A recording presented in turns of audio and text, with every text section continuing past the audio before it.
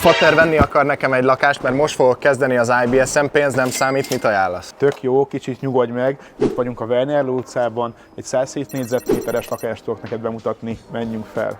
Pontosan az 5. és a 6. kerület határán vagyunk, ebben a 2025-ben teljes körűen felújított lakásban, aminek a front része délkeleti fekvésű, a hálószoba rész pedig délnyugati fekvésű. Ez a lakás egyébként bekerült a Mi Otthonunk magazine havi számába is. A nyílászárók teljes körűen fel lettek újítva, az autentikus stílus tovább őrizve. Az ingatlan frontvonalába egy tágas nappali és 2 külön nyíló hálószoba lett kialakítva, és ami a legfontosabb, hogy rendkívül világos.